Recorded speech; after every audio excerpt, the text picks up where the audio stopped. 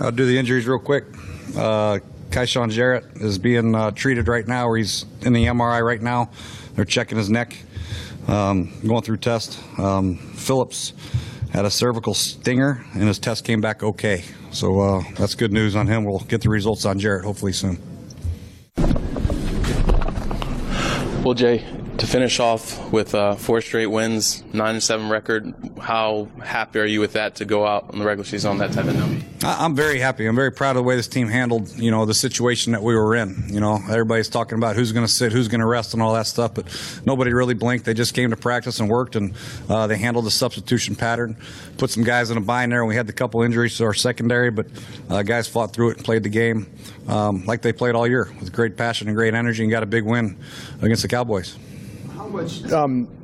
How was it when you're trying to weigh who would play and how much, and when to start taking guys out? Was it a tough choice, and even resting guys like It's really hard because you want to win a game, and you play to win a game, obviously, and you also don't want to lose anybody. There's a fine line in that, and I felt like whatever decision I made could have been horribly wrong, but I had to go with my gut and my instincts, and I think Kirk wanted to stay in the game and stay in the rhythm and keep the momentum that he's built up for these last 5-6 games that he's played so well, and he did that, which he accomplished that.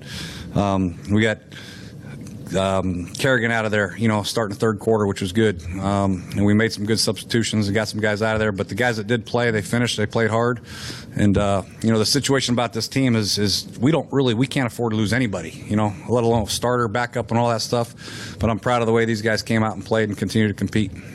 How pleased are you with Alfred Morris? He quietly put together a big game, and how good is it for him to kind of have that momentum going into the playoffs? It was good. It was really good to see Alfred make a couple key runs in there, run between the tackles. He had one outside the tackles where he broke a couple tackles. Good to see him break 100 yards or get 100 yards, which is fun. Love the way he just stayed committed to this franchise, stayed working, and he's a big part of our success moving forward. Jay, did you see this game as a good opportunity to gauge where Keenan was at and, heading into the playoffs here, how healthy he was, how much he was able to contribute? Well, we feel good about the linebacker position. Just putting Keenan in there is not a drop-off at all. He's obviously started a lot of football games here and played well, so I have no problem with the rotation there. It's kind of like the running back situation. I don't care if it's Matt, Alfred, Chris, Pierre. We feel like they're all good. We got Carlos Fields some action today at linebacker also. We get Perry Riley hopefully back next week, and we'll make a decision then, but we feel good about all those backers. Jay, given that the team was 2-4 at one point, and really through the course of the season learned how to close games and win games, what is the value, do you think, heading into the postseason on a 4-game winning streak? What is that momentum worth? I think it's worth something. I'd rather do that than losing a couple of games, But, regardless of your winning streak or losing streak, come Saturday or Sunday next week, we're going to have to come together and play a great football game against a quality team. So we'll see how we respond. We got some young guys, some veteran guys, and it's just a matter of everybody gelling on that Saturday afternoon or Saturday night or Sunday afternoon and playing well, whatever streak you're on. But it helps your confidence going into a football game, knowing you've won 4 in a row and you're playing well. So if things do go kind of slow startish, guys won't blink and they'll just keep playing. So I'm glad we're on a hot streak, so to speak.